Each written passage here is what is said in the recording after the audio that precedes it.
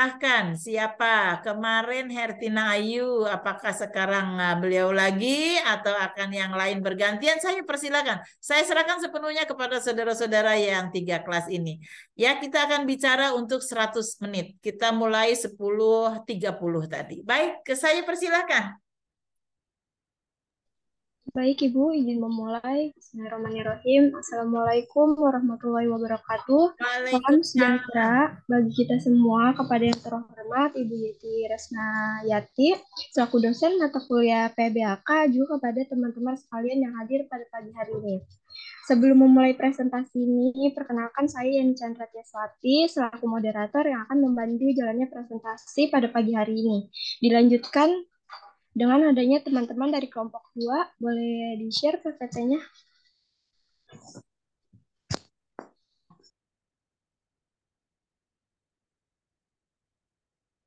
Oke, ini sebentar. Yeni Chandra Tiaswati ini moderator untuk ketiga kelompok ya, baik kelas RKI, B maupun A.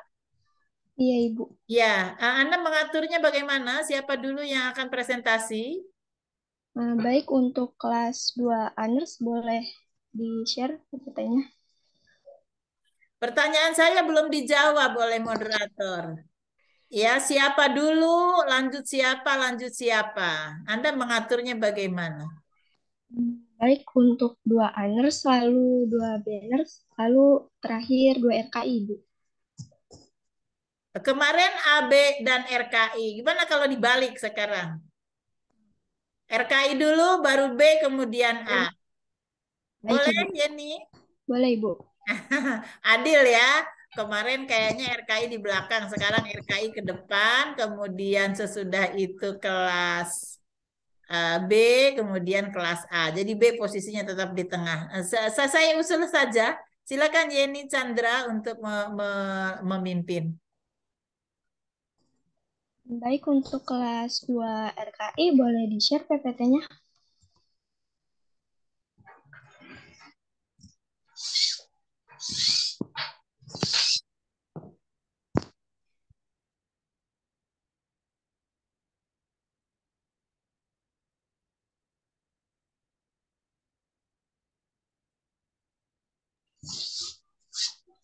Dilanjutkan dengan adanya teman-teman dari kelompok 2 RKI, selaku pembawa materi pada pagi hari ini dengan materi gratifikasi. Adapun nama-nama kelompok 2 RKI, yang pertama itu adalah Syarifah Sabrina, lalu Bintang Eko Bawono, Ertina Ayu Indriaswari, Hilda Silvi Widiana, Khairunisa Nabila, Marsani Swadevina, Maula Karimah Prihastuti, Putri Nurdiani, Raihana Kaila Hatika Pratomo, dan Syafira Ayunda Saidina. Maka dari itu dipersilakan kepada kelompok WRKI untuk memulai presentasinya.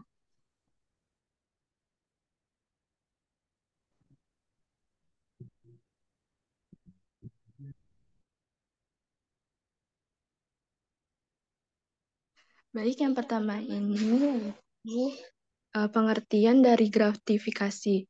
Gratifikasi sendiri adalah pemberian dalam arti luas yang meliputi pemberian uang, barang, rabat atau diskon, komisi, pinjaman tanpa bunga, tiket perjalanan, fasilitas penginapan, perjalanan wisata, pengobatan cuma-cuma, dan fasilitas lainnya. Gratifikasi tersebut baik yang diterima di dalam negeri maupun di luar negeri dan yang dilakukan dengan menggunakan sarana elektronik atau tanpa sarana elektronik. Next.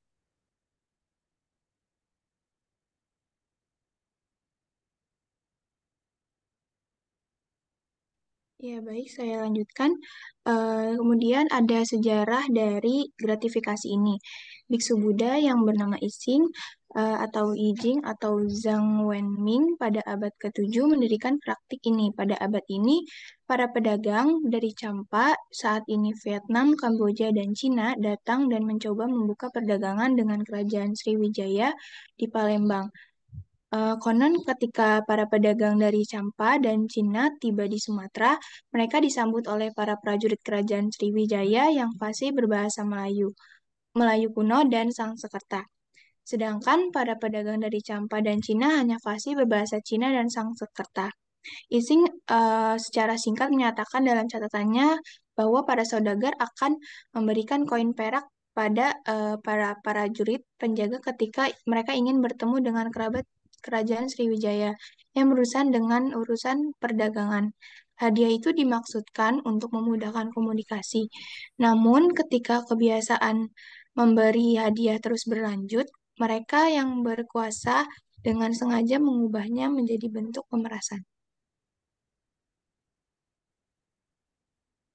Ya, hal ini juga dapat dilihat dalam catatan Itsing pada masa beberapa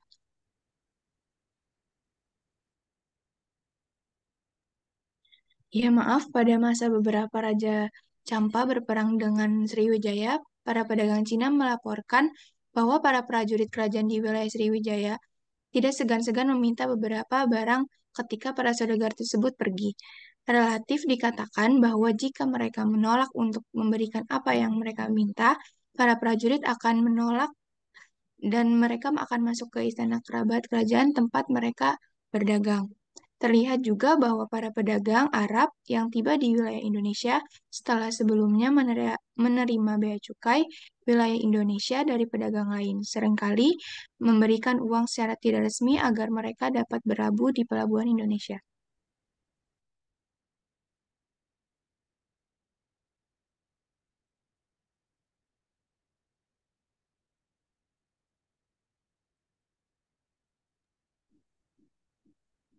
Ya, selanjutnya yaitu program pengendalian gratifikasi. Program yang pertama yaitu ada sistem pengendalian internal pemerintahan atau SPIP. Yang kedua yaitu ada strategi nasional pencegahan dan pemberantasan korupsi. Yang ketiga ada instruksi presiden tentang aksi pencegahan dan pemberantasan korupsi. Yang keempat ada zona integritas menuju wilayah bebas dari korupsi atau ZIWBK dan wilayah birokrasi bersih melayani atau WBBM. Yang keempat ada Good Corporate Governance atau GCG. Pengendalian gratifikasi mendukung transparansi dan akuntabilitas yang merupakan nilai-nilai dalam GCG. Yang terakhir yaitu ada Surat Edaran Menteri Dalam Negeri nomor 0617737 SJ tanggal 30 Desember 2014 tentang pembentukan Unit Pengendalian Gratifikasi atau UPG di lingkungan pemerintahan daerah. Next.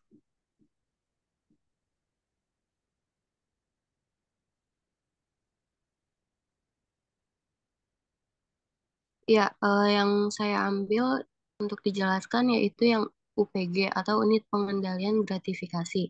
Jadi UPG ini berperan sebagai unit yang memberikan masukan kepada pimpinan lembaga untuk memperbaiki area yang rawan gratifikasi atau korupsi.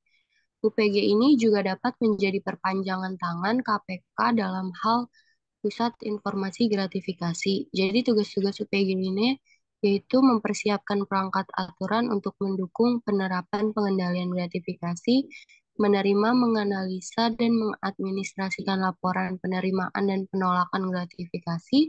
Yang ketiga, meneruskan laporan penerimaan gratifikasi kepada KPK.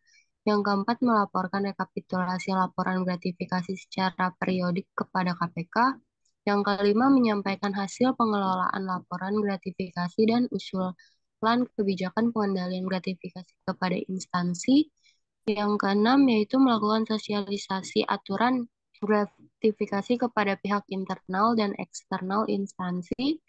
Yang ketujuh, melakukan pengelolaan barang gratifikasi yang menjadi kewenangan instansi. Yang kedelapan, melakukan pemetaan titik rawan penerimaan dan pemberian gratifikasi. Dan yang terakhir, melakukan monitoring dan evaluasi penerapan pengendalian gratifikasi bersama KPK.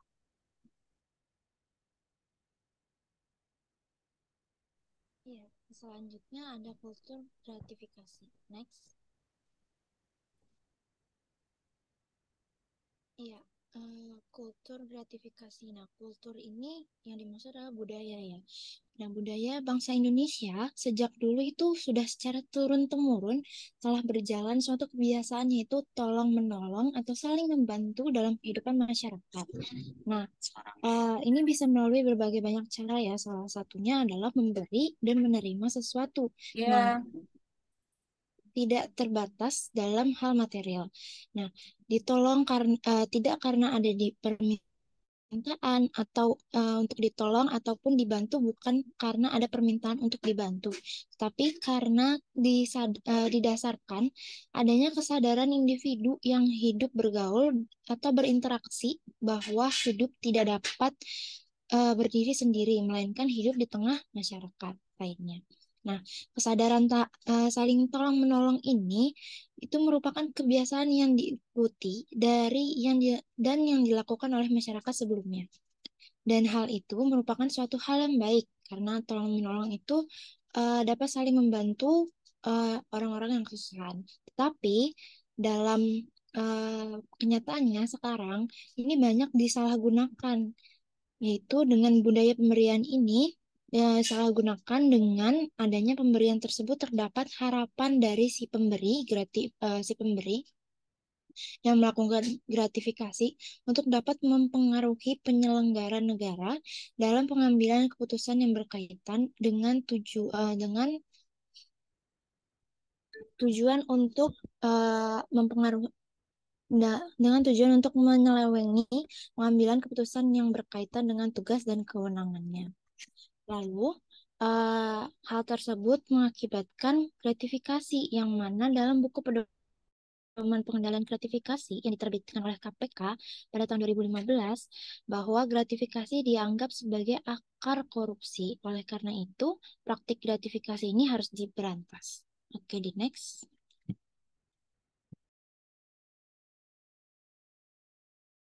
Iya, selanjutnya yaitu etika perilaku dalam kasus gratifikasi. Next. Ya, penyelenggara dalam hal ini pegawai negeri sipil selalu melakukan sumpah atau janji ketika akan diangkat pada jabatan tertentu. Dalam sumpah tersebut, terdapat pernyataan kesanggupan untuk melakukan suatu keharusan atau tidak melakukan suatu larangan. Dalam konteks pencegahan korupsi dan gratifikasi, terdapat kode etik yang harus dipatuhi oleh penyelenggara negara, seperti etika bernegara yang meliputi yang pertama yaitu melaksanakan sepenuhnya Pancasila dan Undang-Undang Dasar 1945. Yang kedua, mengangkat harkat dan martabat bangsa dan negara. Yang ketiga, menjadi perekat dan pemersatu bangsa dalam negara kesatuan Republik Indonesia. Yang keempat, menaati semua peraturan perundang-undangan yang berlaku dalam melaksanakan tugas. Yang kelima, akuntabel dalam melaksanakan tugas penyelenggaraan pemerintahan dan pembangunan. Yang keenam, tanggap, terbuka, jujur, dan akurat, serta tepat waktu dalam melaksanakan setiap kebijakan program pemerintah. Yang ketujuh, menggunakan atau memanfaatkan semua sumber daya negara secara efisien dan efektif. Yang kedelapan, yaitu tidak memberikan kesaksian palsu atau keterangan yang tidak benar. Next. Selanjutnya yaitu terdapat juga etika dalam bermasyarakat yang meliputi yang pertama mewujudkan pola hidup sederhana, yang kedua memberikan pelayanan dengan empati, hormat, dan santun tanpa pamrih dan tanpa unsur pemaksaan, yang ketiga memberikan pelayanan secara cepat, tepat, terbuka, dan adil serta tidak diskriminatif, yang keempat tanggap terhadap keadaan lingkungan masyarakat, yang kelima berorientasi kepada peningkatan kesejahteraan masyarakat dalam melaksanakan tugas. Dan yang terakhir yaitu terdapat etika terhadap diri sendiri yang meliputi yang pertama ada jujur dan terbuka serta tidak memberikan informasi yang tidak benar. Yang kedua, bertindak dengan penuh kesungguhan dan ketulusan. Yang ketiga, menghindari konflik kepentingan pribadi, kelompok, maupun golongan. Yang keempat, berinisiatif untuk meningkatkan kualitas pengetahuan, kemampuan, keterampilan, dan sikap. Yang kelima, memiliki daya juang yang tinggi. Yang keenam, memelihara kesehatan jasmani dan rohani. Yang ketujuh, menjaga keutuhan dan keharmonisan keluarga. Dan yang terakhir yaitu berpenampilan sederhana, rapi, dan sopan.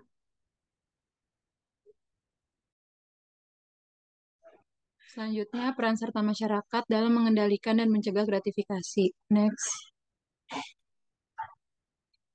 peran masyarakat dalam pemberantasan gratifikasi ada pada Peraturan Pemerintah Republik Indonesia Nomor 71 Tahun 2000 Pasal 2 yang menyatakan peran serta masyarakat berhak mencari, memperoleh, dan memberikan informasinya mengenai tindak gratifikasi. Dengan demikian, keikutsertaan masyarakat dalam memberantas gratifikasi bisa membantu aparat penegak hukum polisi, kejaksaan, dan pejabat penyidik yang berwenang dalam menyelidiki dan menyidik di mana terjadinya kasus tindak pidana gratifikasi yang terjadi di lingkungan, daerah, bahkan di negara sekalipun, agar kasus tindak pidana gratifikasi bisa menurun di negara ini karena keikutsertaan masyarakat dan penegak hukum dalam memberantas gratifikasi.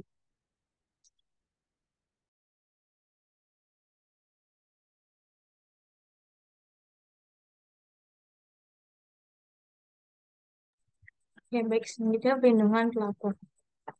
Selanjutnya. Ya, jadi di sini ada transaksi dan pelapor dalam tindak pidana gratifikasi. Nah, jadi pemeriksaan perkara tindak pidana korupsi ini khususnya gratifikasi pada tahap penyidikan, penuntutan pada pemeriksaan di pengadilan akan berjalan dengan lancar apabila ditunjang dengan alat bukti yang sah. Nah, pada pasal 114 ayat 1, alat bukti yang sah ini ada keterangan saksi, keterangan ahli, surat petunjuk, dan keterangan terdakwa. Nah, dalam pasal ini kan yang posisi keterangan saksi ini ada pada posisi yang pertama. Jadi sehingga bagi kalangan aparat penegak hukum dalam melakukan penyidikan perkara tindak pidana selalu berusaha untuk mendapatkan keterangan saksi sebagai alat bukti yang paling penting. Nah, pentingnya peran saksi ini eh, dan pelapor itu untuk membantu penegak hukum dalam mengungkapkan terjadinya tindakan pidana korupsi yang berhubungan dengan gratifikasi. Karena tanpa adanya saksi atau pelapor ini untuk yang memberi keterangan dan informasi yang diperoleh dari pelapor, maka penyelesaian kasus ini dari tahap yang tadi ya di penyidikan dan penuntutan ini akan tidak akan terlaksana sebagaimana yang diharapkan.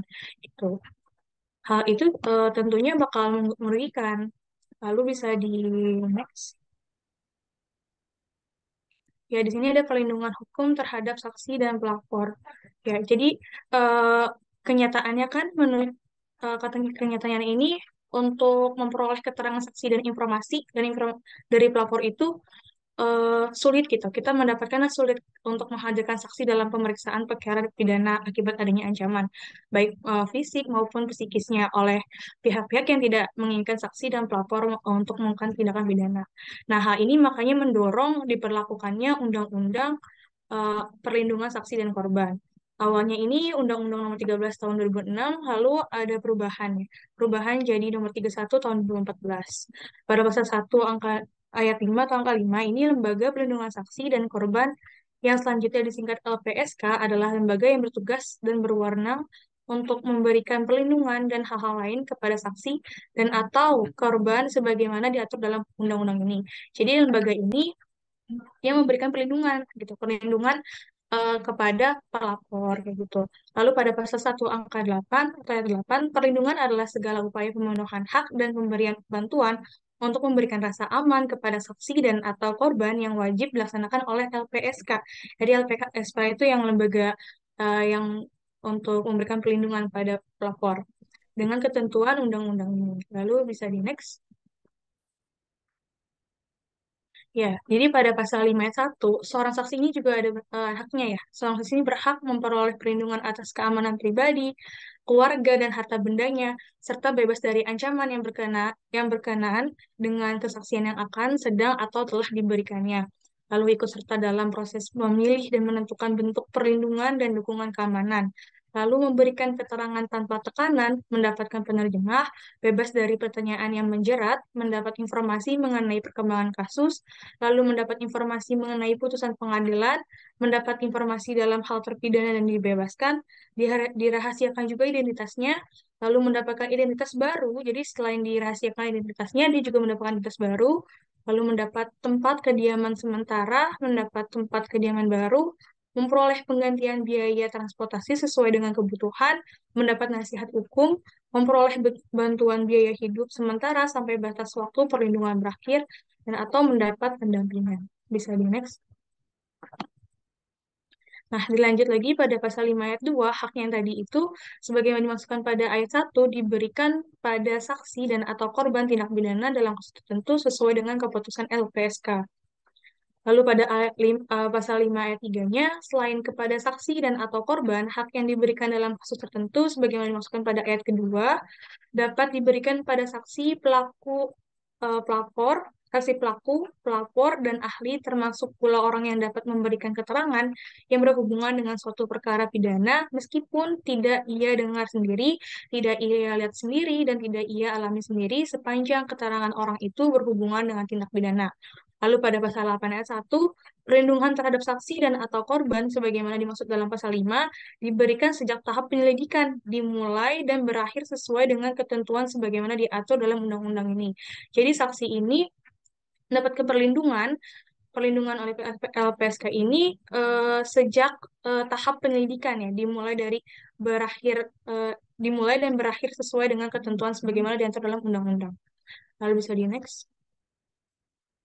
Ya, pada pasal 10 ayat 1, saksi korban, saksi pelaku dan saksi korban dan saksi pelaku atau pelapor tidak dapat dituntut secara hukum baik pidana maupun perdata atas kesaksian dan atau laporan yang akan sedang atau telah diberikannya, kecuali kesaksian atau laporan tersebut diberikan tidak dengan itikat baik. Lalu pada pasal 10 ayat 2, dalam hal terdapat tuntutan hukum terhadap saksi, korban, saksi pelaku, dan atau pelapor atas kesaksian dan atau laporan yang akan sedang atau telah diberikan, tuntutan hukum tersebut wajib ditunda hingga kasus yang ia laporkan atau ia berikan kesaksian telah diputus oleh pengadilan dan tetap memperoleh kekuatan hukum tetap.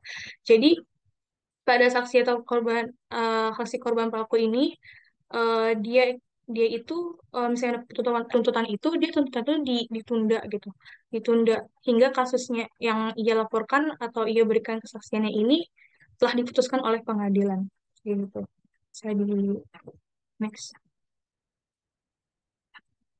Ya, jadi di sini ada perlindungan hukum yang akan diberikan oleh LPSK ada pada pasal 10A, yaitu saksi pelaku dapat diberikan penanganan secara khusus dalam proses pemeriksaan dan penghargaan atas kesaksian yang diberikan. Nah, penanganan secara khusus ini sebagaimana dimaksudkan pada ayat 1 berupa pemisahan tempat penahanan atau tempat menjalani pidana antara saksi pelaku dengan tersangka, terdakwa, atau narapidana yang diungkap tindak pidananya, lalu pemisahan pemberkasan atau berkas saksi pelaku dengan berkas tersangka dan terdakwa dalam proses penyidikan dan penuntutan atas tindak pidana yang diungkapkannya, dan atau memberikan kesaksian di depan persidangan tanpa berhadapan langsung dengan terdakwa yang diungkap tindak pidananya. Jadi saksi ini atau pelapor ini sebenarnya nggak perlu takut ya mengenai hal ini karena sudah ada juga undang-undangnya mengenai perlindungan hukum yang akan diberikan oleh LPSK.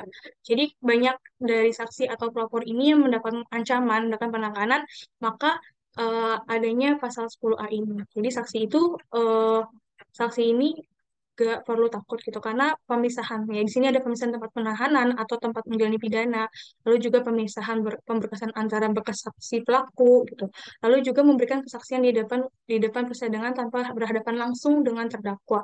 Jadi sebenarnya saksi atau pelapor ini sudah mendapatkan perlindungan oleh LPSK. Bisa di next. Lalu pada pasal 10 ayat 3 ini ada penghargaan atas kesaksian sebagaimana dimaksudkan pada ayat 1. Jadi keringanan penjatuhan pidana, pembebasan bersyarat, remisi tambahan, dan hak narapidana lainnya sesuai dengan ketentuan peraturan perundang-undangan bagi saksi pelaku yang berstatus narapidana. Lalu untuk memperoleh penghargaan berupa keringanan ini, penjatuhan pidana sebagaimana dimaksud pada ayat 3 huruf A, LPSK memberikan rekomendasi secara tertulis kepada penuntut umum untuk dimuat dalam tuntutannya kepada hakim. Next. Ya, lalu di sini juga ada Peraturan Menteri Kesehatan Republik Indonesia Nomor 1 Tahun 2022 tentang pengendalian gratifikasi di lingkungan Kementerian Kesehatan. Jadi pada bab 5 hak dan perlindungan pelapor, pada pasal pelapor, berhak pada pasal 11, pelapor ini berhak untuk memperoleh penjelasan dari UPG atau unit pengendalian gratifikasi terkait hak dan kewajiban dalam pelaporan gratifikasi. Lalu dia juga berhak memperoleh informasi dari UPG terkait perkembangan laporan gratifikasi dan memperoleh perlindungan. Dia juga berhak memperoleh perlindungan ya tadi seperti yang tadi dijelaskan. Lalu pada pasal 12 ayat 1, perlindungan sebagaimana dimaksud dalam pasal 11 huruf C terdiri dari eh, kerahasiaan identitas pelapor dalam hal diperlukan, dan pelindungan atas keamanan pribadi, keluarga, harta, benda berkaitan dengan laporan gratifikasi.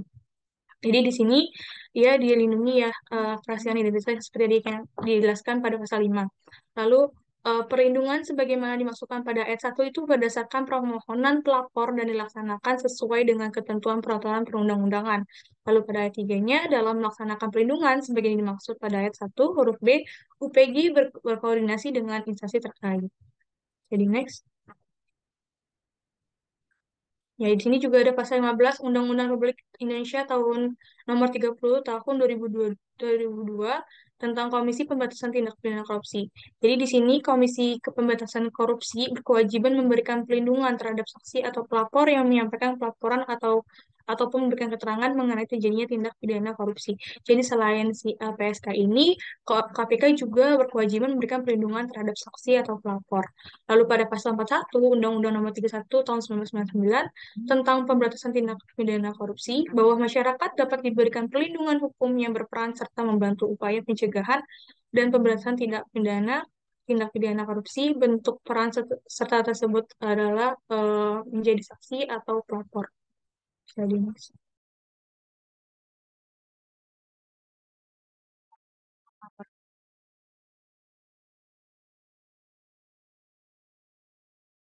Baik, selanjutnya adalah cara melaporkan gratifikasi. Next.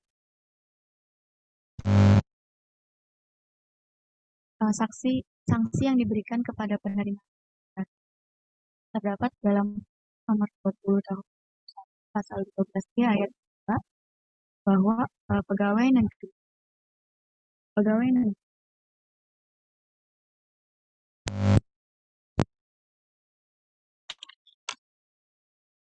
sanksi yang diberikan kepada penerima gratifikasi dalam UU nomor 20 tahun 2001 pasal 12B ayat 2 yaitu pegawai negara atau penyelenggara negara yang menerima gratifikasi yang dianggap suap padahal pidana penjara seumur hidup dan pidana penjara paling singkat 4 tahun dan paling lama 20 tahun dan pidana denda paling sedikit 200 juta rupiah dan paling banyak 1 miliar rupiah.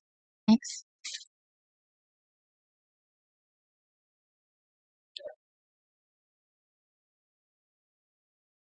Next. Jika kita sebagai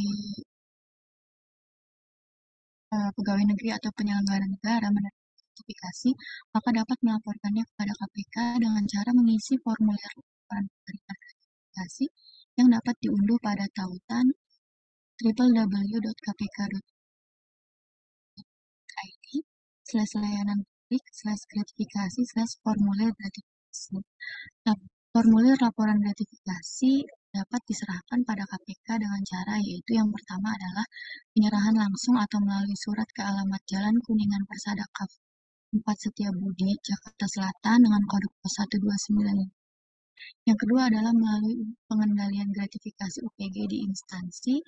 Yang ketiga adalah email ke pelaporan gratifikasi @kpk.go.id. Yang keempat adalah vaksin dari 02152459. Dan yang terakhir adalah melalui website pelaporan online yaitu https://golkpk.go.id. Next.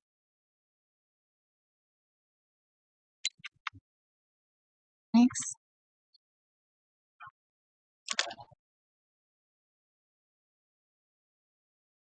Selanjutnya adalah laporan gratifikasi. Izin, halo, mohon maaf moderator, izin jangan dibacakan semua kalimat ya, karena waktunya terbatas. Ini kalau Anda baca semua 1,5 jam nggak selesai. Jadi intinya saja dari setiap slide itu apa. Ya izin ya mengoreksi cara presentasi. Kalau dibaca semua nggak cukup waktunya.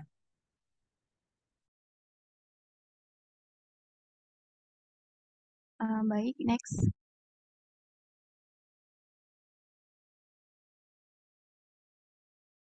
Di sini terdapat mekanisme penanganan pelaporan gratifikasi.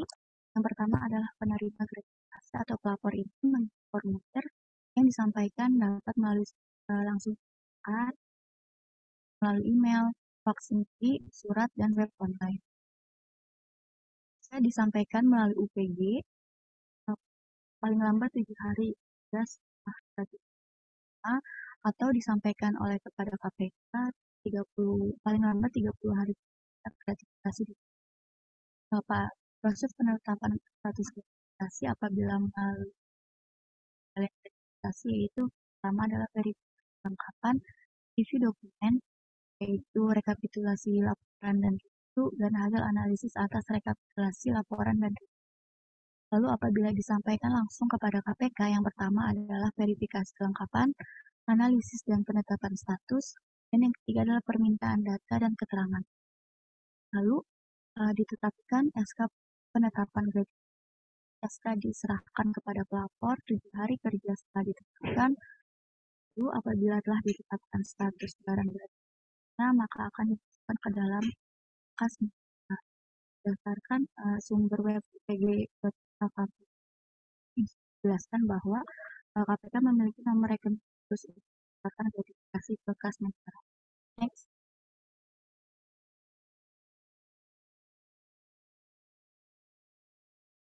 Lalu substansi pelaporan melalui saluran pelaporan gratifikasi yang sekurang-kurangnya memuat yaitu yang pertama identitas penerima berupa NIK, nama, alamat lengkap, dan nomor telepon.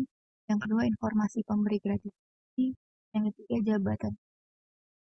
Yang keempat adalah tempat dan waktu penerimaan gratifikasi. Yang kelima adalah uraian jenis gratifikasi. Yang keempat adalah nilai gratifikasi yang kelima. Yang kedua adalah kronologi penerimaan gratifikasi. Dan yang kedelapan adalah bukti, dokumen, atau data pendukung terkait laporan gratifikasi. Next. Ya, baik. Selanjutnya ada fraud bidang kesehatan mengenai gratifikasi. Jadi, next. Ya, jadi sebentar, ini moderator kemana? Berapa waktu diberikan? Ini urusan moderator loh. Ini coba lihat jamnya udah berapa lama. Moderator harus mengatur waktu, mengatur berapa banyak materi yang harus diberikan. Tolong moderatornya jangan diam aja. Silakan. Ini lihat waktunya. Udah berapa menit? Ini masih berapa slide? Iya, Ibu, izin seputar ada 4. Oke, mana moderatornya? Di sini, Bu. Ya, saya. Iya, Anda mengatur waktu, mengatur materi dong. Jangan diam aja ya. Oke, silakan. Moderator mengatur. Baik, ini dilanjut, tetapi hanya inti-intinya saja ya. Iya, baik. Terima kasih moderator. Selanjutnya izin di sini saya menjelaskan secara singkat mengenai fraud. Jadi di sini fraud memiliki arti kecurangan, kesalahan terhadap kebenaran. Sehingga ini tuh istilahnya akan menguntungkan beberapa pihak dengan menyimpangkan hukum. Lalu di sini dimuat juga pengertian dari fraud berdasarkan Association of Certified Fraud Examiners. Itu fraud adalah perbuatan yang dilakukan untuk mendapatkan keuntungan pribadi secara sengaja. Bisa di next. Ya, di sini fraud itu dibagi menjadi 3 ya. Sesuai istilahnya juga ada fraud 3, ada corruption, ada penyalahgunaan aset, terus juga yang terakhir ada pernyataan curang. Nah, di salah satu definisi di korupsi itu disinggung mengenai illegal gratuities atau yang sering kita bilang itu gratifikasi, yaitu pemberian atau hadiah yang merupakan bentuk terselubung dari penyuapan. Ya, selanjutnya di sini ada fraud di bidang kesehatan. Nah, pengertian fraud yang dicantumkan dalam Peraturan Menteri Kesehatan Nomor 36 Tahun 2015 Pasal 1 Ayat 1 menjelaskan bahwa kecurangan atau kita sebut juga fraud dalam pelaksanaan jaminan kesehatan pada sistem jaminan sosial nasional Yang selanjutnya disebut kecurangan JKN adalah tindakan yang dilakukan dengan sengaja oleh peserta, petugas BPJS Kesehatan, pemberi pelayanan kesehatan, serta penyedia obat dan alat kesehatan untuk mendapatkan keuntungan finansial dari program jaminan kesehatan dalam sistem jaminan sosial nasional melalui perbuatan curang yang tidak sesuai dengan aturan. Bisa di next. Ya, di sini ada contoh kasus dari tindakan fraud. Jadi fraud ini bisa juga disebut sebagai tindakan kriminal yang berupa penipuan dan juga pemalsuan, di mana gratifikasi ini juga masuk di dalam fraud bidang kesehatan JKN. Di sini juga dimuat di Peraturan Menteri Kesehatan tadi nomor 36 tahun 2015. Salah satunya itu disebutkan ada gratifikasi yang bisa dilakukan oleh peserta, di mana memberikan gratifikasi kepada pemberi pelayanan agar bersedia memberi pelayanan yang tidak sesuai atau tidak ditanggung. Lalu juga ada beberapa penipuan yang bisa dilakukan dalam sebagai tindakan fraud di bidang kesehatan JKN itu seperti membuat pernyataan palsu untuk memperoleh pelayanan kesehatan, petugas BPJS melakukan kerjasama dengan peserta dan atau fasilitas kesehatan untuk mengajukan klaim palsu, dan yang terakhir itu ada contohnya yaitu petugas BPJS memanipulasi manfaat yang seharusnya tidak dijamin agar dapat dijamin. Oke, bisa di next. Lalu di sini ada dampaknya yang itu yang Izin sangat masuk perlu ya diperhatikan. Hertinayu, maaf waktunya karena sudah habis. Mungkin bisa diakhiri saja. Iya baik, terima kasih moderator. Sebelumnya di sini sekian dari kelompok kelas RKI. Selanjutnya saya kembalikan ke moderator. Terima kasih kepada kelompok 2 kelas RKI atas pembahasan materinya. Selanjutnya saya persilakan kepada kelompok 2A untuk menampilkan bahan presentasinya. Izin mengingatkan bahwa yang disampaikan hanya inti-intinya saja ya.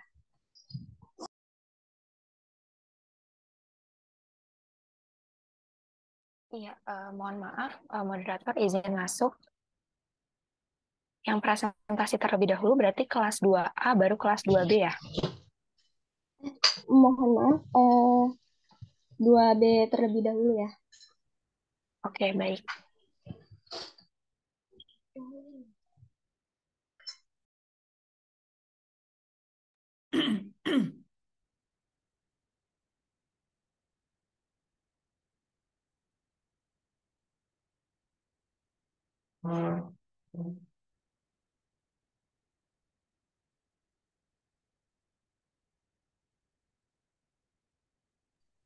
Baik, selanjutnya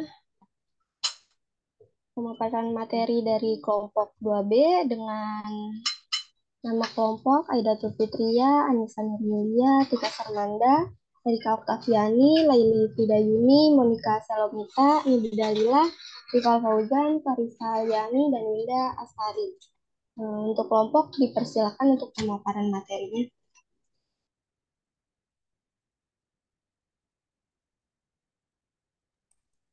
Baik, di sini ada pengertian.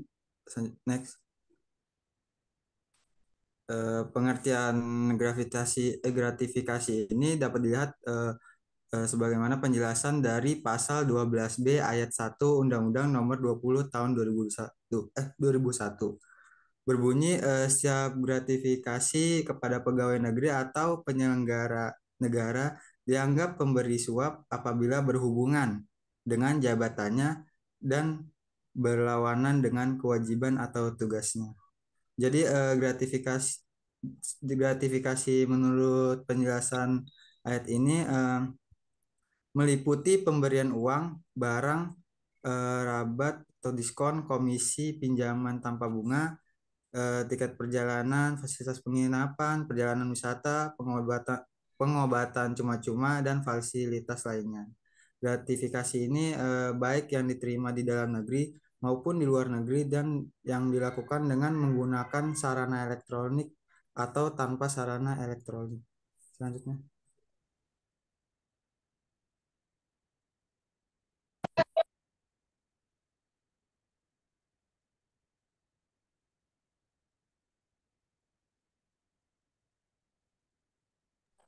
Selanjutnya ada sejarah. Next. Nah, istilah gratifikasi ini merupakan bagian dari korupsi mulai disebut secara spesifik semenjak disahkannya Undang-Undang Nomor 20 Tahun 2001 tentang perubahan atas Undang-Undang Nomor 31 Tahun 1999 tentang pemberantasan tindak pidana korupsi sehubungan Ini, dengan undang. halo, ini presentan mau dibaca semuanya begitu satu slide gitu.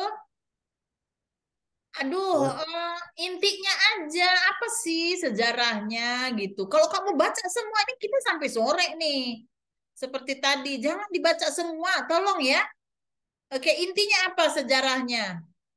Ya, kalau baca satu-satu begini saya nggak sanggup mengikutinnya gitu. Tolong sekali lagi. Anda jangan membaca slide per slide ya. Apa inti dari slide itu? Itu aja yang disampaikan. Oke, silakan lanjut. Tapi jangan dibaca. Saya tidak suka Anda membaca slide.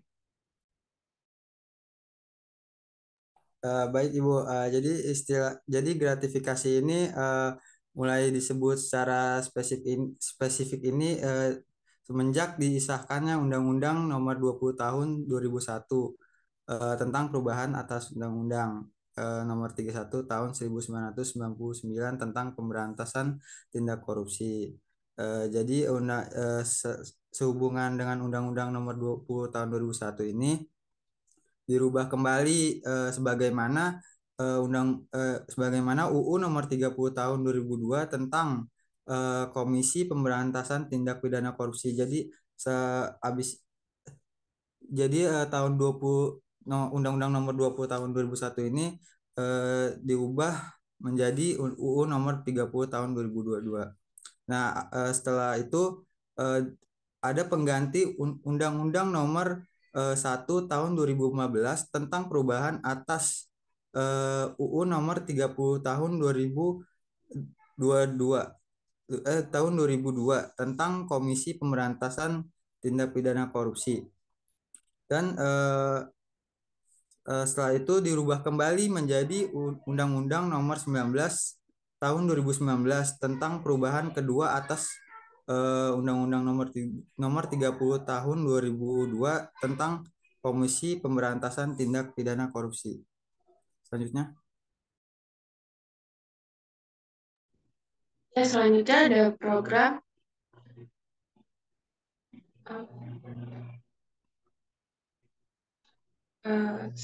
mohon maaf, ditunggu sebentar ya moderator. Salah satu contoh program dari gratifikasi untuk pengendalian gratifikasi adalah goal atau kita biasa menyebutnya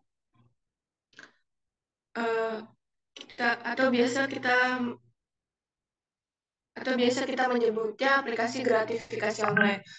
Aplikasi ini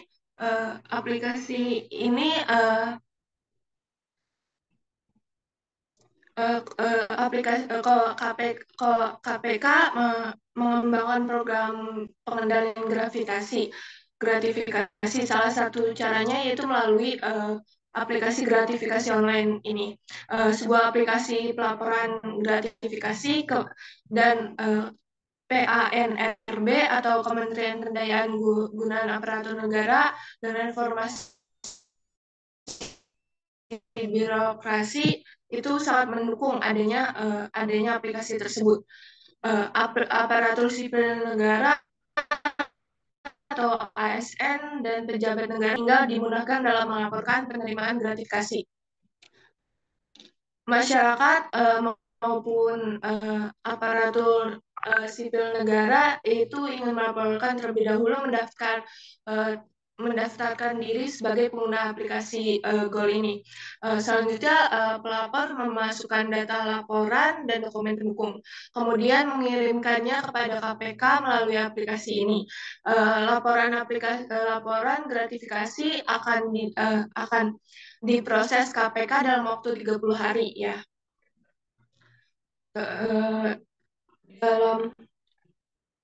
unit pengendalian gratifikasi itu memiliki anggota 17 orang yang tersebar di seluruh unit kerja. Tugasnya itu salah satunya adalah menerima laporan gratifikasi, pemilihan kategori gratifikasi, serta memfasilitasi penulisan laporan ke KPK. Anggota UPG ini juga melaksanakan sosialisasi kebijakan terkait pengendalian gratifikasi. Tugas lainnya yaitu menyampaikan laporan pengendalian gratifikasi, evaluasi, dan efektivitas kebijakan serta koordinasi dengan KPK. Keberadaan UPG ini didasarkan pada Peraturan Menteri PANRB nomor 4 tahun 2015 tentang pengendalian gratifikasi di lingkungan Kementerian PANRB. Selanjutnya ada pengendalian gratifikasi. Next.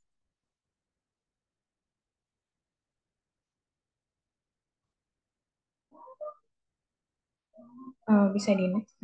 Jadi pengendalian gratifikasi itu upaya pembangunan suatu sistem pencegahan korupsi. Tujuannya itu untuk mengendalikan penerimaan gratifikasi secara transparan dan akuntabel melalui serangkaian kegiatan yang melibatkan partisipasi aktif badan pemerintah, dunia usaha, dan masyarakat untuk membentuk lingkungan pengendalian gratifikasi.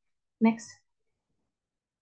Jadi ada manfaat pengendalian gratifikasi. Yang pertama itu ada bagi individu, salah satunya itu membentuk pegawai yang berintegritas. Lalu ada bagi institusi, salah satunya membentuk citra positif dan kredibilitas instansi. Lalu yang terakhir ada bagi masyarakat, yaitu untuk memperoleh layanan dengan baik tanpa memberikan gratifikasi maupun uang pelicin, suap, dan pemerasan. Next. Lalu ada tahapan dalam penerapan gratifikasi. Terdapat 4 tahapan utama dalam penerapan pengendalian gratifikasi, yaitu yang pertama ada komitmen dari pimpinan instansi, ada penyusunan aturan pengendalian gratifikasi, yang ketiga ada pembentukan unit pengendalian gratifikasi, yang keempat ada monitoring dan evaluasi pengendalian gratifikasi. Oke, saya ralat dulu, judulnya salah banget. Balik-balik. Judulnya salah nggak? Barusan. Yang slide barusan. Terus. Nah, tuh baca judulnya tuh. Tahapan dalam penerapan gratifikasi. Benar nggak? Judulnya berbalik 360 derajat.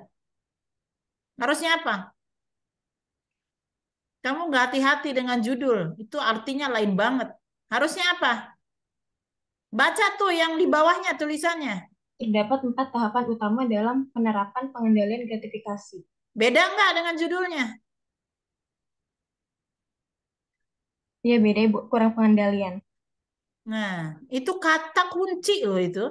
Kalau kamu tinggalkan begitu, kok gratifikasi diterapkan? Itu kan salah berat. Ya, oke, tolong hati-hati di dalam hal seperti ini ya. Salah kamu ngomong bisa kena penjara nanti nih. Iya, mohon Oke, maaf. lanjut. Bisa di next. Selanjutnya ada komitmen pengendalian gratifikasi. Komitmen pengendalian gratifikasi ini merupakan salah satu tahapan penerapan pengendalian gratifikasi.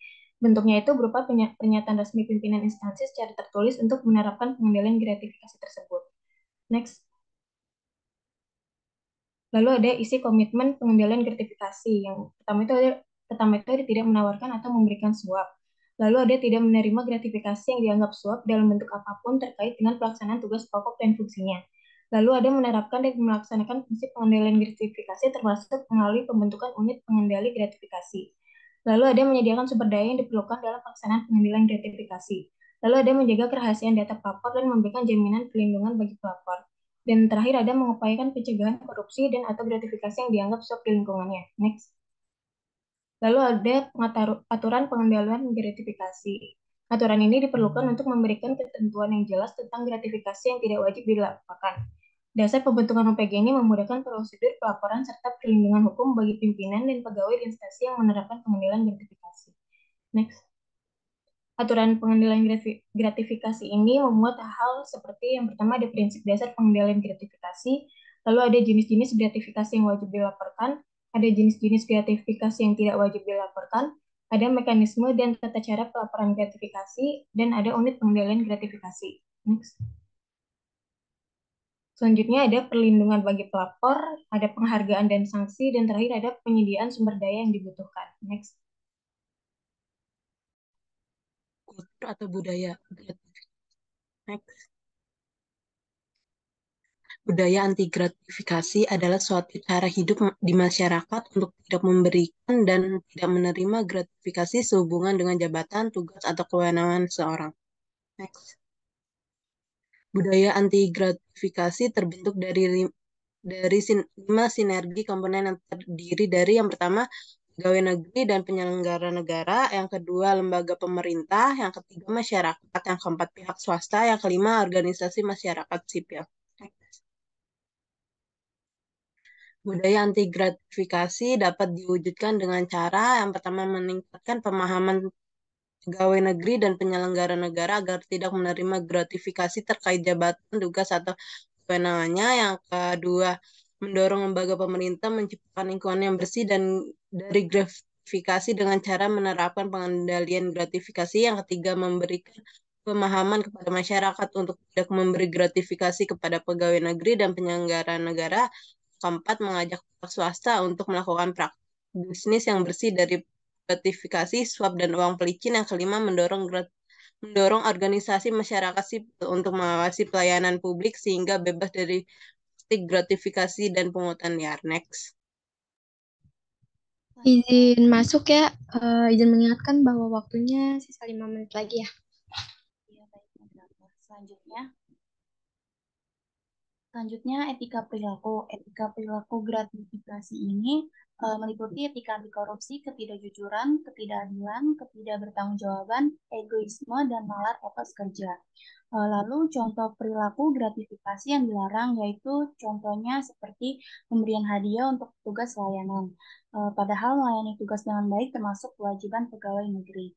Lalu di sini ada contoh perilaku gratifikasi yang diperbolehkan menggunakan transaksi elektronik atau tanpa elektronik, yaitu pemberian uang, barang, diskon, komisi, pinjaman tanpa bunga, tiket perjalanan, fasilitas penginapan, perjalanan wisata, pengobatan cuma-cuma, dan fasilitas lainnya.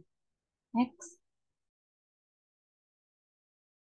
Selanjutnya ada peran serta masyarakat dalam pemberantasan gratifikasi.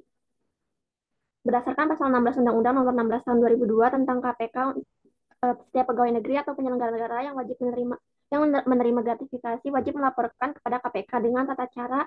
Yang pertama itu, penerima gratifikasi wajib melaporkan penerimaannya selambat-lambatnya 30 hari kerja kepada KPK terhitung sejak tanggal gratifikasi tersebut.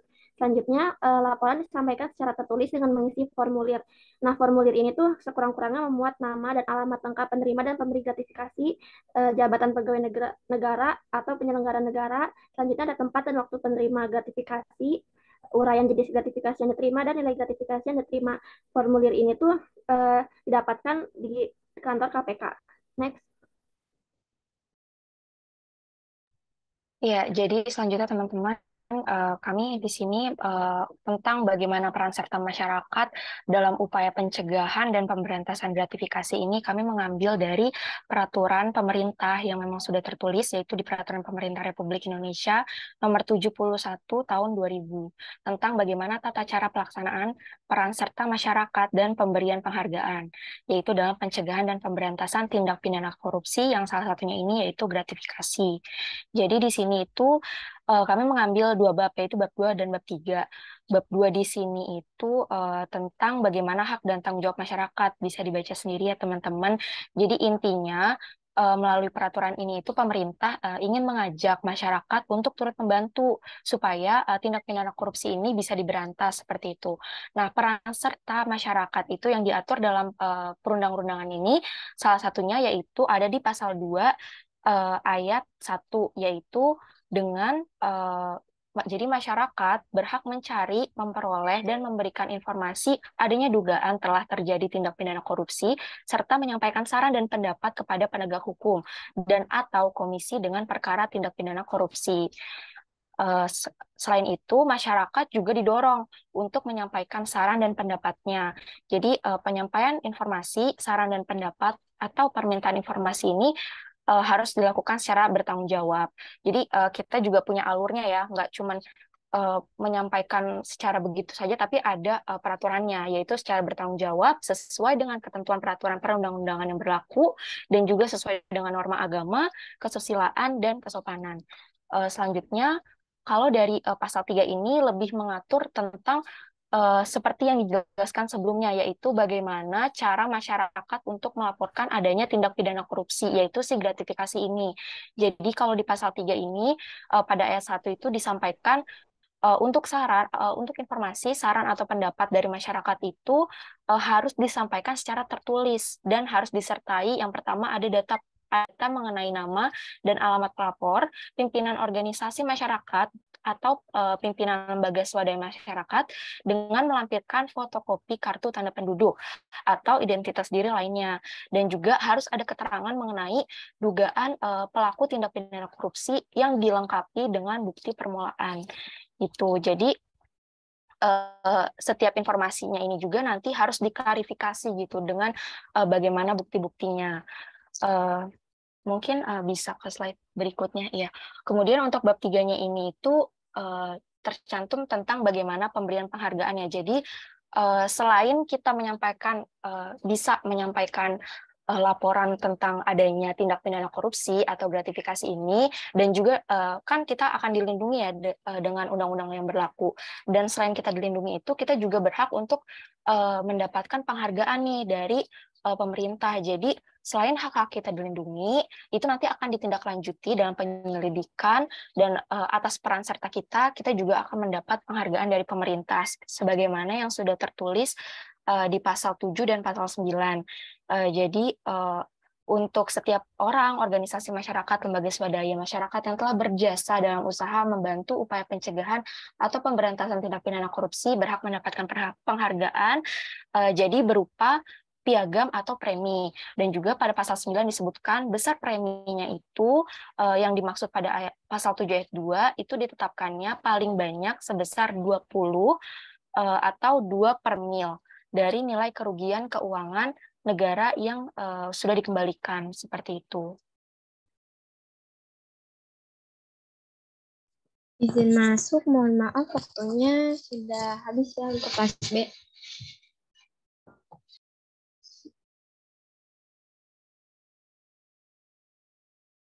Terima kasih kepada kelompok 2 kelas 2B atas pembahasan materinya. Selanjutnya saya persilakan pada kelompok 2A untuk menampilkan bahan presentasinya.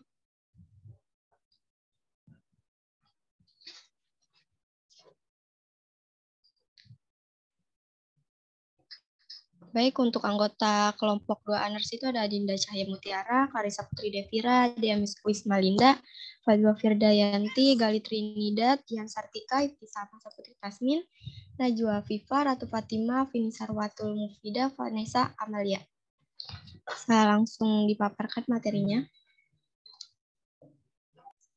Ya, di sini ada pengertian dari gratifikasi. Gratifikasi ini menurut penjelasan pasal 12B Undang-Undang Nomor 20 Tahun 2001, pemberian dalam arti luas yakni meliputi pemberian uang, barang, rabat, atau diskon, komisi, pinjaman, tanpa bunga, tiket perjalanan, fasilitas penginapan, perjalanan wisata, pengobatan cuma-cuma, dan fasilitas lainnya. Sebuah pemberian yang diberikan atas diperolehnya suatu bantuan atau keuntungan juga. Nah, bisa di next.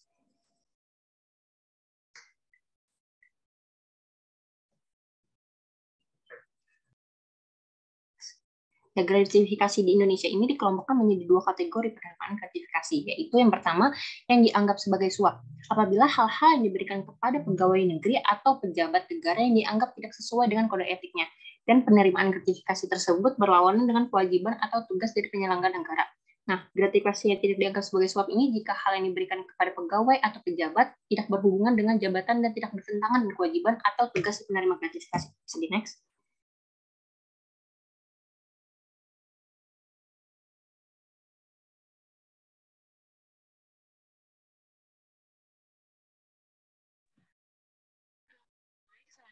Sejarah gratifikasi. Istilah gratifikasi ini merupakan bagian dari korupsi. Semenjak disahkannya Undang-Undang Nomor 20 Tahun 2001 tentang perubahan atas Undang-Undang Nomor 31 Tahun 1999 tentang pemberantasan tindak korupsi. Perubahan terakhir sebagaimana berdasarkan Undang-Undang Nomor 19 Tahun 2019 tentang perubahan kedua atas Undang-Undang Nomor 30 Tahun 2002 tentang Komisi Pemberantasan Tindak Pidana Korupsi. Slide selanjutnya. Kemudian di sini ada program gratifikasi, terdapat 4 tahapan dalam penerapan program pengendalian gratifikasi atau PPG. Yang pertama ada komitmen dari pimpinan instansi, komitmen pengendalian gratifikasi berisi antara lain tidak menawarkan atau memberikan suap, gratifikasi atau uang, tidak menerima gratifikasi, menjaga kerahasiaan, mengupayakan pencegahan korupsi, dan menyediakan sumber daya yang diperlukan dalam pelaksanaan pengendalian gratifikasi. Oke, saya ralat lagi. Itu judulnya sudah betul apa belum?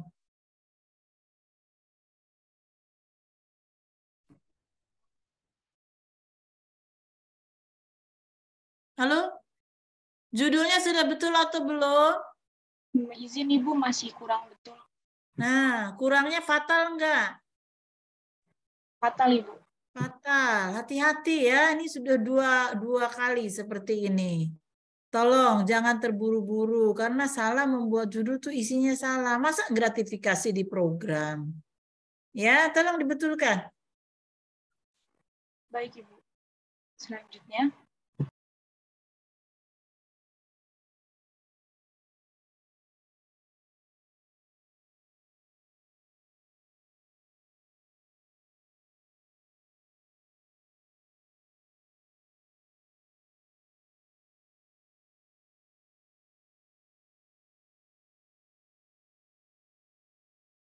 Bisa dilanjut ya kelompok?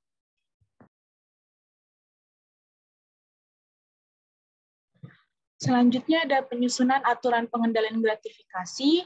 Di sini ada aturan pengendaliannya dari nomor 1 sampai 8 dari prinsip jenis-jenis gratifikasi yang wajib dilaporkan, kemudian ada yang tidak wajib, terus mekanisme dan tata cara pelaporan, unit pengendalian, perlindungan bagi pelapor, penghargaan dan saksi, kemudian penyediaan sumber daya yang dibutuhkan oleh pengendalian gratifikasi. Selanjutnya,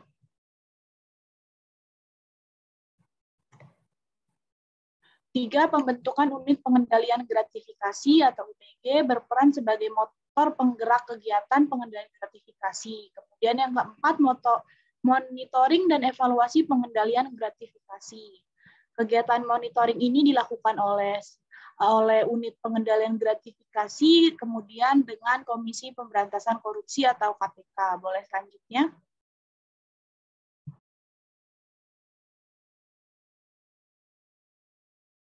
Selanjutnya ada pengendalian gratifikasi. Pengendalian gratifikasi ini bagian dari upaya pembangunan suatu sistem pencegahan korupsi. Sistem ini bertujuan untuk mengendalikan penerimaan gratifikasi secara transparan dan akuntabel.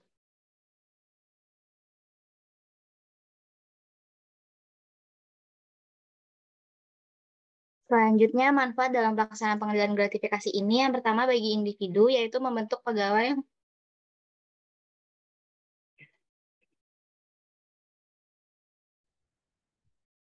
yang gratifikasi, lalu meningkatkan kesadaran pegawai untuk yang selanjutnya, manfaat bagi instansi, yaitu membentuk citra positif dan kredibilitas instansi.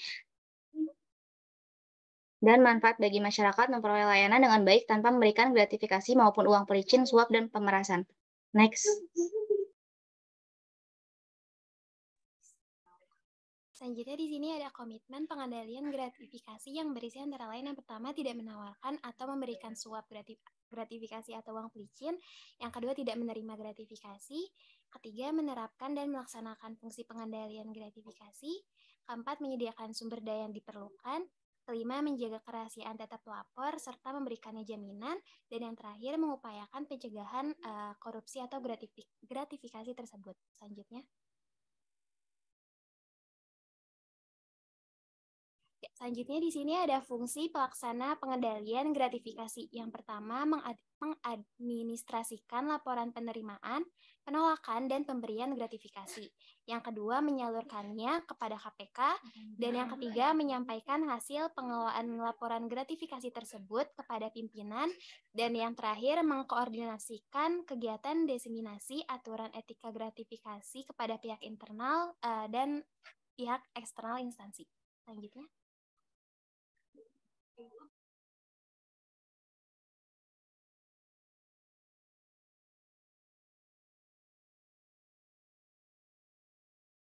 Selanjutnya ada kultur atau budaya anti gravitasi. Kultur atau budaya anti gratifikasi. Gratifikasi adalah suatu cara hidup di masyarakat untuk tidak memberi dan tidak menerima gratifikasi sehubungan dengan jabatan, tugas, atau kewenangan seseorang. Terdapat 5 komponen budaya atau kultur anti gratifikasi. Yang pertama ada pegawai negeri atau penyelenggara negara, yang kedua ada lembaga pemerintahan, yang ketiga ada masyarakat, yang keempat ada swasta, yang kelima ada organisasi masyarakat sivil. Next. Lalu ada budaya anti gratifikasi dapat diwujudkan dengan cara satu, meningkatkan pemahaman pegawai negeri dan penyelenggara negara agar tidak menerima gratifikasi. Yang kedua adalah mendorong lembaga pemerintahan menciptakan lingkungan yang bersih dari gratifikasi. Yang ketiga adalah memberikan pemahaman kepada masyarakat untuk tidak memberi gratifikasi kepada pegawai negeri dan penyelenggara negara. Yang keempat ada mengajak pihak swasta untuk melakukan praktik bisnis yang bersih dan gratifikasi dari gratifikasi, suap, dan uang pelicinan. Terus yang kelima ada mendorong organisasi masyarakat sipil untuk mengawasi pelayanan publik sehingga bebas dari praktik gratifikasi dan pengaturan liar. Next. Ya, selanjutnya ada etika perilaku. Etika dalam bermasyarakat meliputi yang pertama itu mewujudkan pola hidup sederhana, kedua memberikan pelayanan dengan empati, hormat, dan santun tanpa pamrih, yang ketiga memberikan pelayanan cepat, tepat, terbuka, dan adil serta tidak diskriminatif. Yang keempat itu tanggapan terhadap keadaan lingkungan masyarakat. Terus yang kelima berorientasi kepada peningkatan kesejahteraan masyarakat dalam melaksanakan tugas. Terus juga ada etika terhadap diri sendiri meliputi yang pertama itu jujur dan terbuka serta tidak memberikan informasi yang tidak benar. Dua, bertindak dengan penuh sungguh dan ketulusan. Yang ketiga, menghindari konflik kepentingan pribadi, kelompok maupun golongan. Yang keempat, berinisiatif untuk meningkatkan kualitas pengetahuan, kemampuan, keterampilan, dan sikap. Next.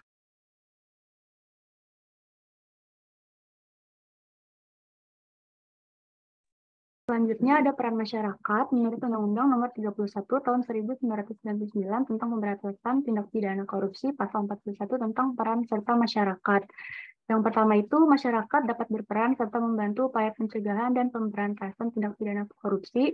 Yang kedua, peran serta masyarakat sebagaimana dimaksud dalam ayat 1 diwujudkan, yaitu yang pertama hak mencari, memperoleh, dan memberikan informasi ada dugaan yang telah terjadi tindak pidana korupsi. Yang kedua, hak untuk memperoleh pelayanan dalam mencari, memperoleh adanya dugaan telah terjadi tindak pidana. Yang ketiga, hak menyampaikan saran dan pendapat secara bertanggung jawab kepada penegak hukum yang menangani perkara tindak pidana korupsi. Lalu yang keempat, hak untuk memperoleh jawaban atas pertanyaan tentang laporan yang diberikan kepada penegak hukum dalam waktu paling lama 30 hari. Yang terakhir, hak untuk memperoleh perlindungan hukum.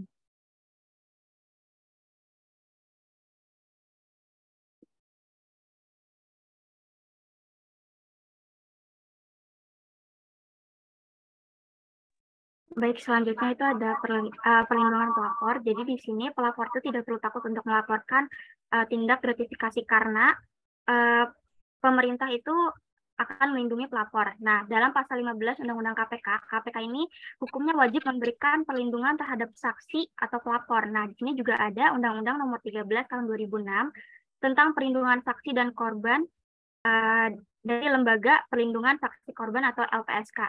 Nah, yang mempunyai tanggung jawab untuk memberikan perlindungan dan bantuan kepada saksi dan korban. Jadi, pelapor ini tidak perlu takut untuk melaporkan tindakan gratifikasi yang dia terima atau dia lihat, karena akan dilindungi oleh pemerintah, identitas, dan keamanannya. Jadi, next. Selanjutnya ini ada mekanisme pelaporan. Jadi,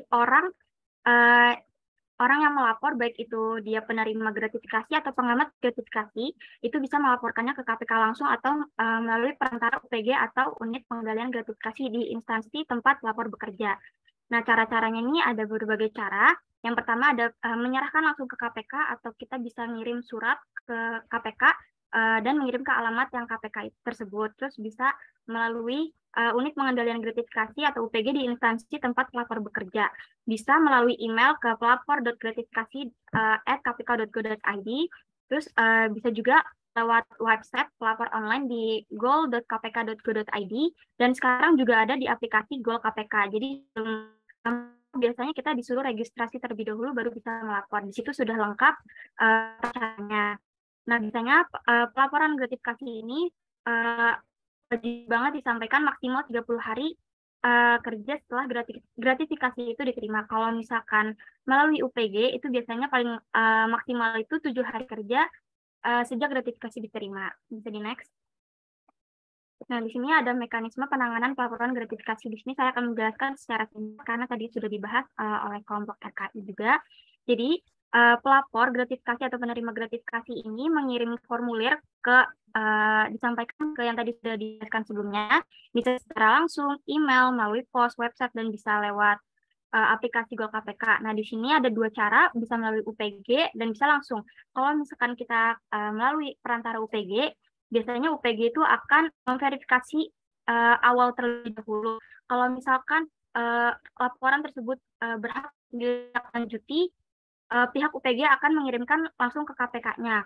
Nah, sama seperti halnya kalau misalkan kita kirim langsung ke KPK tanpa nanti pihak KPK itu akan memverifikasi kelengkapannya terlebih dahulu, habis itu dianalisis dan ditetapkan status. Nah, nanti di bagian sini, kalau misalkan objeknya itu berupa uang, itu dimasukin ke KPPN, dan kalau misalkan objek tersebut berupa barang, itu dimasukkan ke DJKN. Nah, biasanya kalau kita masukin ke DJKN, barang tersebut akan dilelang terlebih dahulu oleh DJKN, hasil dari lelangan itu akan dimasukkan ke kas negara. Izin masuk kelompok, waktunya sisa 5 menit lagi ya. Ya, baik, terima kasih. Fraud di bidang kesehatan menurut ketentuan pasal 7 Permenkes nomor 36 tahun 2015 bahwa dalam penyelenggaraan program jaminan kesehatan itu harus membangun sistem pencegahan kecurangan JKN atau jaminan kesehatan nasional. Kecurangan ini dilakukan oleh peserta ditentukan dalam pasal 3 Permenkes nomor 36 tahun 2015.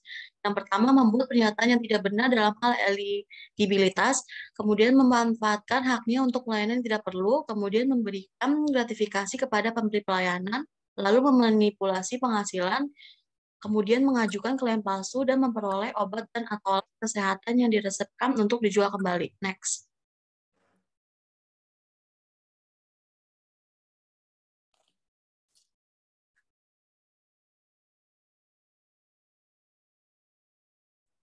Kerugian juga bisa dilakukan oleh petugas itu sendiri. Menurut Permenkes nomor 36 tahun 2015, tindakan kecurangan JKN yang dilakukan oleh petugas BPJS itu yang pertama ada melakukan kerjasama dengan peserta untuk mengajukan klaim palsu, kemudian memanipulasi manfaat, kemudian menahan pembayaran ke fasilitas kesehatan, lalu membayarkan dana kapitasi tidak sesuai dengan ketentuan. Next. Nah, dari tindakan kecurangan JKN itu yang dilakukan penyediaan obat atau alat kesehatan menurut ketentuan pasal 2 Permenkes nomor 36 tahun 2015 meliputi 1. Tidak memenuhi kebutuhan obat dan alat kesehatan sesuai dengan ketentuan peraturan undang-undang, dan 2. Melakukan kerjasama dengan pihak lain mengubah obat atau alat kesehatan yang tanpa dibatasi memicu terjadi fraud. Bentuk tidak kecurangan ini dipicu oleh beberapa hal yang misalnya merasa biaya yang tercantum dan paket INA atau CBGS dirasa rendah, maka rumah sakit mencari cara lain untuk mendapat keuntungan. Next. Peran masyarakat juga dibutuhkan untuk mencegah kecurangan dalam program JKN. Karena setiap orang yang mengetahui adanya kecurangan dalam program JKN dapat melakukan pengaduan. Pembangunan sistem pencegahan kecurangan menurut Permenkes nomor 36 tahun 2015 harus melalui 3 hal, yakni FKRTL menyusun peraturan internal, FKRTL mampu mengembang pelayanan kesehatan yang berorientasi kepada kendali mutu dan kendali biaya. 3. FKRTL mampu mengembang budaya pencegahan kecurangan JKN sebagai bagian dari tata kelola organisasi dan tata kelola klinis. Next.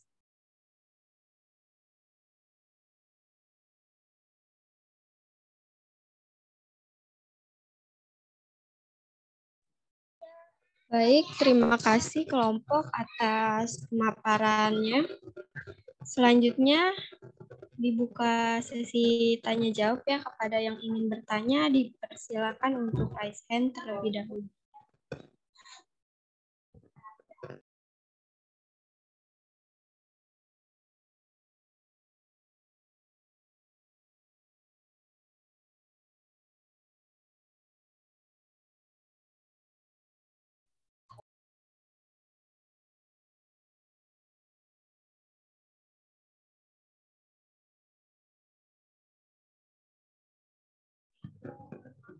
Saya ingatkan kembali bahwa yang ingin bertanya bisa raise hand terlebih dahulu.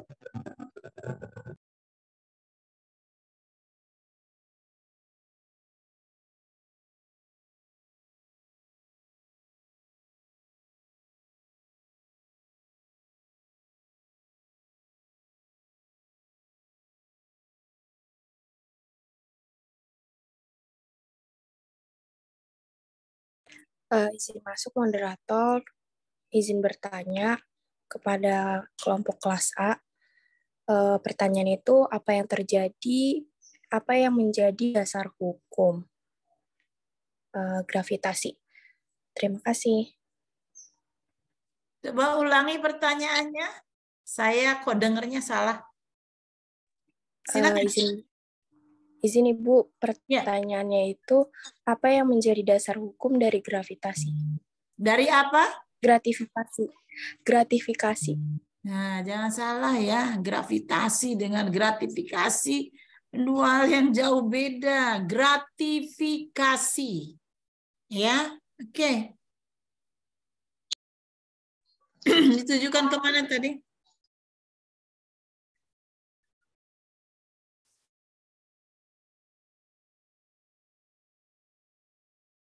Ditujukan kepada siapa tadi pertanyaannya? Moderator, mana moderator? Izin menjawab, Ibu, pertanyaannya ditujukan kepada dua honors. Ya, agak aktif dong sedikit moderator. Ya, dimotivasi untuk bertanya. Mana yang belum mengerti?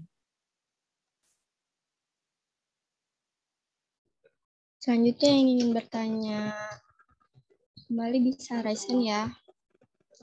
Baik, untuk Novia Setianingsih. Ya, sebelumnya izin memperkenalkan diri, saya Novia Setianingsih, ingin bertanya kepada kelompok 2A, yaitu apa saja sih bentuk gratifikasi yang tidak wajib dilaporkan? Terima kasih. Baik, terima kasih Novia. Selanjutnya Sabina Novilda. Sebelumnya terima kasih kepada moderator telah mengizinkan saya untuk bertanya. Izin bertanya kepada kelompok dari kelas B. Saya Sabina Novilda. Tadi kan sudah disebutkan tentang pengertian gratifikasi dan lain-lainnya ya. Nah, dalam budaya dan istiadat di Indonesia kan kegiatan saling memberi dan menerima itu kan merupakan hal yang lazim. Lalu apakah ada pengaturan tentang pengendalian gratifikasi yang tidak berisiko menghapuskan nilai-nilai budaya dan adat istiadat yang sudah ada sejak dulu, yaitu yang memberi dan menerima. Seperti itu. Terima kasih. Baik, terima kasih Sabrina. Selanjutnya kita Sylvia. Bisa dipaparkan pertanyaannya? Baik, sebelumnya terima kasih moderator. Perkenalkan, nama saya Ita Sylvia. Saya ingin bertanya kepada kelas 2B. Katanya gratifikasi itu sudah membudaya ya. Nah, menurut kelompok, bagaimana upaya maksimal yang harus dilakukan pemerintah maupun masyarakat agar gratifikasi yang telah memudaya ini dapat diberantas di Indonesia? Seperti itu. Terima kasih. Baik, terima kasih Tasya. Mungkin dari kelompok ada yang ingin menjawab pertanyaan dari penanya, dipersilakan.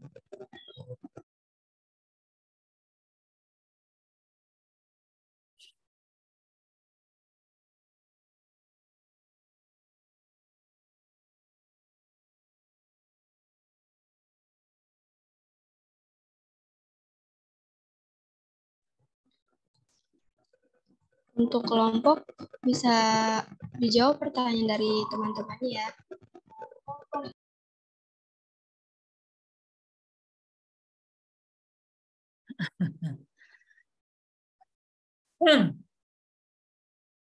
Arahkan dulu oleh moderator pertanyaan mana, siapa yang menjawabnya gitu, kelompok mana. Pertanyaan dari siapa dijawab oleh kelompok mana gitu.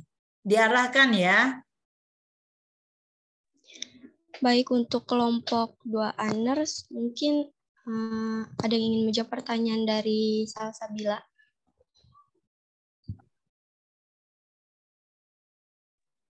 Izin masuk moderator. Izin menjawab pertanyaan dari Salsabila. Pertanyaannya tadi ada apakah yang menjadi dasar hukum gratifikasi? Setelah kelompok cari dan diskusi berdasarkan Undang-Undang Nomor 20 Tahun 2001 Pasal 12B ayat 1, setiap gratifikasi kepada pegawai negeri atau penyelenggara negara dianggap suap apabila berhubungan dengan jabatan dan yang berlawanan dengan kewajiban atau tugasnya. Jadi dasar hukumnya itu terdapat di undang-undang tadi yang nomor 20 tahun 2001 pasal 12B ayat 1. Apa bisa dimengerti?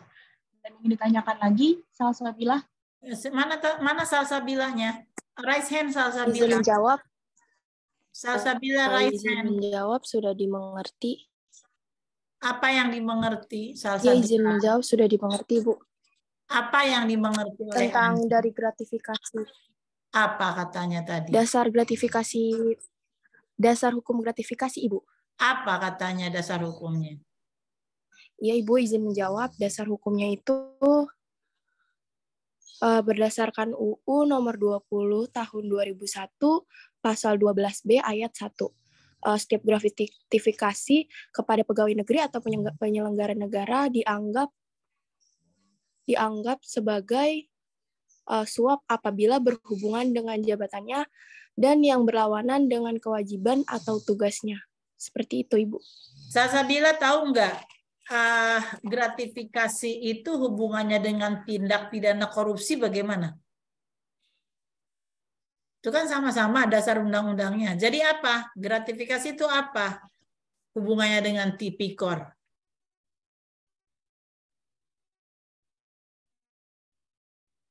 Kan kemarin kita membahas tipikor tuh ya. Yang ada 7 jenis gitu ya.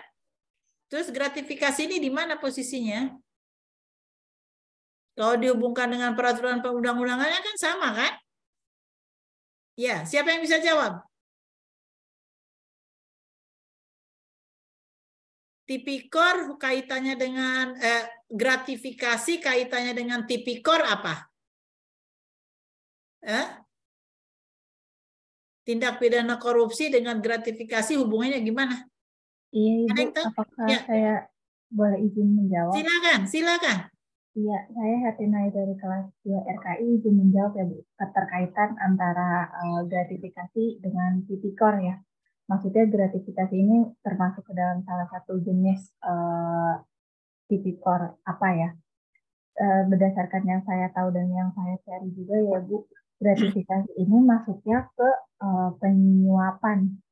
Jadi kayak gratifikasi adalah pemberian hadiah atau barang tertentu kepada salah satu pihak yang istilahnya itu ada makna penyuapan terselubung. Oke, terima kasih. Bahwa gratifikasi ini merupakan salah satu tindak pidana korupsi. Jadi jangan bingung.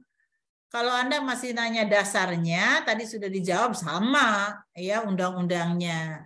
Oke, sekarang saya tadi kirim buku ke Anda.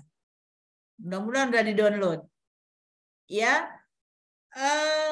apa perbedaan antara gratifikasi, suap, dan pemerasan? Karakteristiknya apa? Silakan Anda buka bukunya tuh yang sudah saya kirim ke Anda. Catat saja dulu. Bu Yeti menanyakan supaya kamu tidak bingung apa suap, apa pemerasan, apa gratifikasi. Pertanyaan saya, apa perbedaan antara gratifikasi, suap, dan pemerasan. Ya, supaya Anda bisa membedakan. Itu ada di dalam buku. Tolong dicatat nanti dibaca. Ada buku yang dari KPK tentang mengenal gratifikasi, itu bagus untuk dibaca. Dan Anda bisa melihat dan membedakan macam-macam dari tindak pidana korupsi. Sudah di-download belum? Di situ juga saya sertakan PPT. PPT itu termasuk di dalamnya tindak pidana korupsi dan juga gratifikasi. Ya, tolong itu dibaca melengkapi apa yang Anda sudah presentasikan. Oke, baik. Jangan bingung antara tipikor dengan gratifikasi. Barangnya itu ada di situ. Ya, dia merupakan salah satu tindak pidana korupsi. Harus dibedakan dengan suap. Harus dibedakan dengan pemerasan. Gratifikasi itu ada karakteristiknya, ya. Oke, kembalikan saya ke moderator. Ayo moderator, lanjutkan, silahkan. Baik, dilanjutkan pertanyaan dari Novia. Untuk kelompok 2 unders bisa dijawab ya.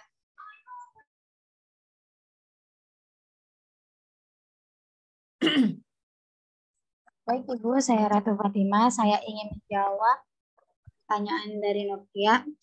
Pertanyaannya itu, apakah saja bentuk gratifikasi yang tidak wajib dilaporkan? Jelaskan. Dan jawabannya itu, 1. Pemberian dalam keluarga, yaitu kakek atau nenek, bapak, ibu, mertua, suami, menantu, keponakan.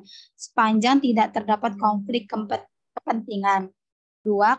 Keuntungan atau bunga dari penempatan dana, investasi, atau kepemilikan saham pribadi yang berlaku umumnya. Apakah jawabannya sudah terjawab?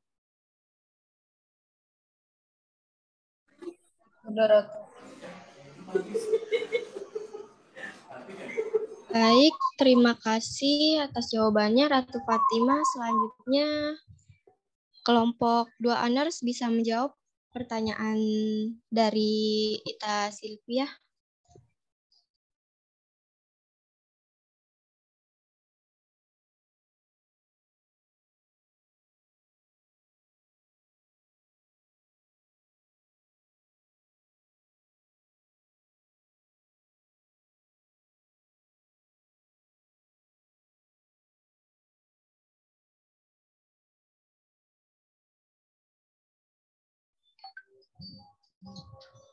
Mohon maaf, izin mengulangi untuk 2 banners. Apakah bisa menjawab pertanyaan dari Ita Silvia?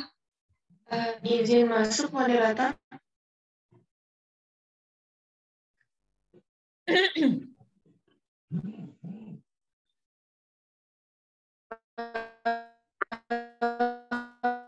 Boleh dijawab. Izin suaranya putus-putus.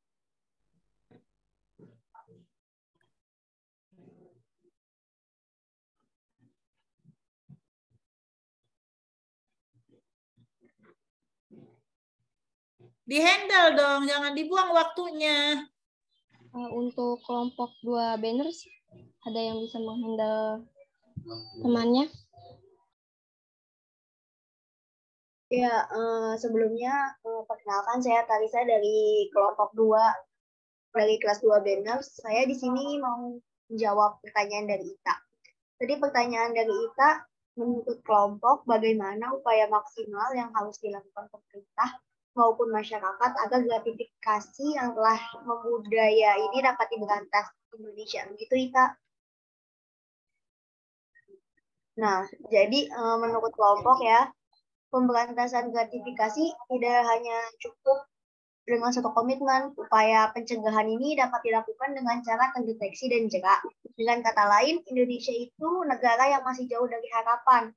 Maka dari itu, seperti yang dijelaskan di PPT tadi, kita bisa menerapkan komitmen-komitmen pengendalian gratifikasi. Selain itu, peran serta masyarakat juga dapat diterapkan dalam kehidupan sehari-hari. Seperti dalam peraturan pemerintah RI nomor 71 tahun 2000 tentang tata cara pelaksanaan peran serta masyarakat dan pemberian penghargaan dalam pencegahan dan pemberantasan tindak pidana korupsi. Diatur dan disebutkan dalam peraturan tersebut. Jadi melalui peraturan ini, pemerintah maupun masyarakat itu harus turut membantu dalam adanya tindak gratifikasi ini. Bagaimana Ika? Baik, sudah terjawab Tarisa Liani. Terima kasih. Baik, terima kasih Tarisa atas jawabannya. Mungkin bisa dilanjut dengan pertanyaan yang tadi diberikan oleh Sabrina untuk kelompok 2 banners. Bisa dijawab?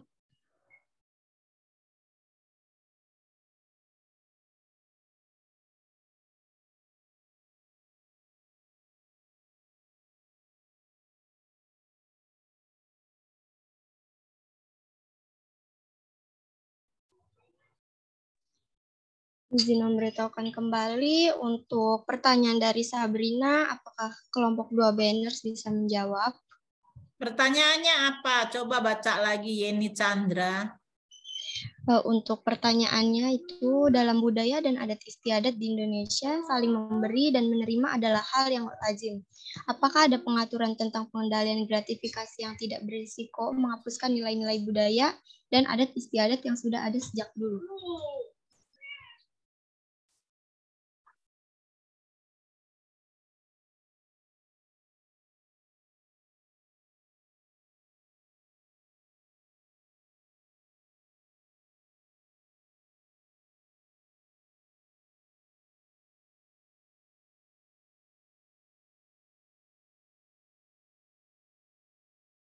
Iya, izin masuk moderator.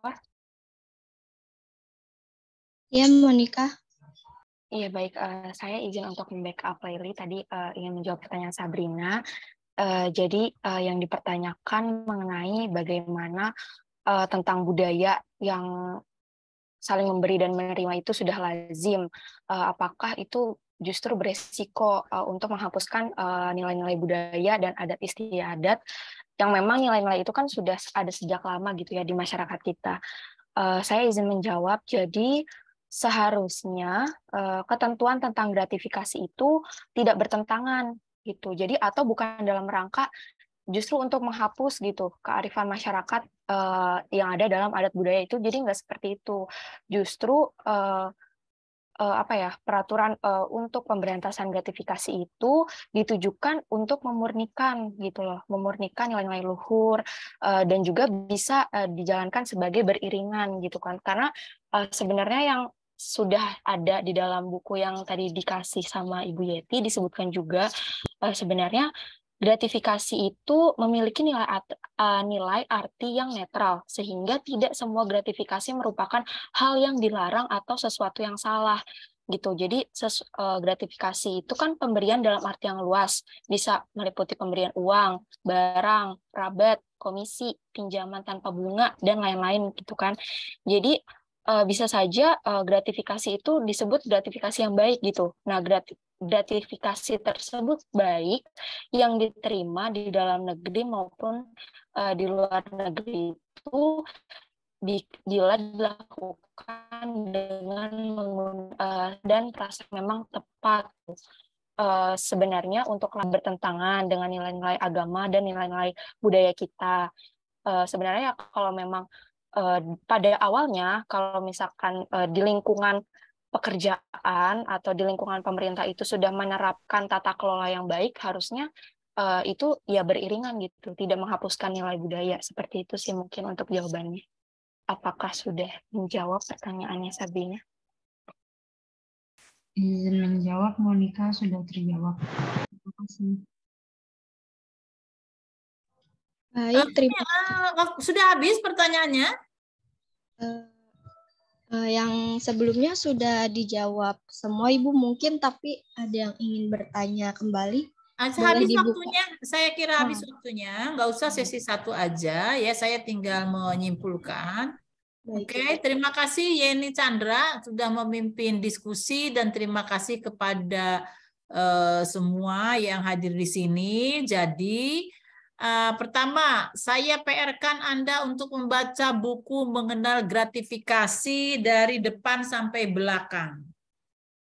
Ya, apa yang sudah saudara sampaikan dari kelompok yang presentan pertama kelas RKI, kemudian kedua kelas apa ya A, kemudian terakhir kelas B, tidak ada yang salah sebetulnya di dalam pengertiannya, namun Anda perlu kehati-hatian ya ketika satu kata tertinggal karena itu menjadi sangat terbalik artinya. Ya, dan itu nanti kalau ujian membacanya hati-hati. Ya, jadi Anda itu sebagai perawat harus meningkatkan ketelitian dari hal kecil, dari mulai ketelitian membaca. Ya, tadi saya melihat, mendengar kata-katanya belum begitu familiar kayaknya. Belum familiar, Anda menyebut gratifikasi saja, ada yang menyebut gravitasi, ada gratikasi, ya. Tolonglah, kita sudah ada di lingkungan perguruan tinggi yang memang wajib mempelajari pendidikan budaya anti korupsi, sering-sering membaca dan mengucapkan. Anda sebagai mahasiswa harus benar berbicara, ya, bukan hanya pada masalah budaya anti korupsi saja, tetapi pada hal lainnya, ya. Jangan salah sebut, jangan salah istilah, itu saja mungkin ya. Dari sisi proses saya mengamati. Soal pemahaman saya kira nanti akan diukur melalui soal-soal di dalam ujian ya.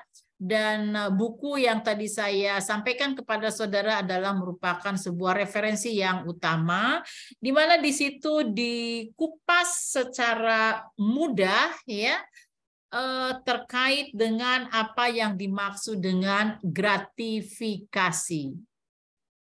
Ya, jadi gratifikasi itu adalah sebuah kata tadi yang bersifat umum, yang bersifat netral. Ya, tidak semua gratifikasi konotasinya buruk, tetapi saat ini saya kira kaitannya dengan PBAK, gratifikasi menjadi sesuatu yang sepertinya patologis kalau di dalam ilmu kedokteran dan keperawatan, ya. Coba nanti Anda lihat pada halaman muka awal dari buku tadi bahwa gratifikasi itu memang pemberian, tetapi tidak juga semua pemberian dikatakan suap atau gratifikasi atau tindak pidana korupsi. Berapa batas rupiah ketika seseorang dinyatakan menerima gratifikasi? Itu ada di dalam undang-undangnya. Ya, kemudian gratifikasi atau pemberian itu ada yang boleh, ada yang tidak. Maka tadi ada yang menanyakan terkait dengan budaya, pertanyaannya juga persis yang ada di buku, jawabannya juga ada yang ada di buku. Oleh karena itu saya minta saudara membaca buku ini. Tadi juga saya memberikan PR kepada saudara, apa perbedaan antara gratifikasi, suap, dan pemerasan, itu dalam buku sudah ada contoh-contohnya. Yang pasti Anda harus mengetahui apa itu gratifikasi. Gratifikasi itu diberikannya kepada siapa, di situ di dalam buku itu jelas siapa yang dimaksud dengan ASN, PNS ya, dan lain sebagainya. Kemudian apa perbedaannya? Kalau ditanya dasar aturannya itu apa? Tadi Anda jangan lupa ada 12B dan 12C dan 12A, itu dibaca ya, karena kita juga harus paham terkait dengan peraturan perundang-undangannya ya. Bagaimana melaporkan gratifikasi itu penting sekali. Anda tadi banyak, hampir semua kelompok mengatakan pengendalian gratifikasi. Di setiap instansi itu ada yang namanya UPG, Unit Pengendalian Gratifikasi. Nah, kalau ada seseorang memberikan sejumlah uang di atas 1 atau juta gitu, itu harus lapor ke unit pengendali gratifikasi. Apa maksud dan tujuan? Jangankan itu, pada suatu saat lulusan program studi D3 keperawatan di jurusan keperawatan memberikan hadiah kenang-kenangan setelah lulus kepada seluruh dosen.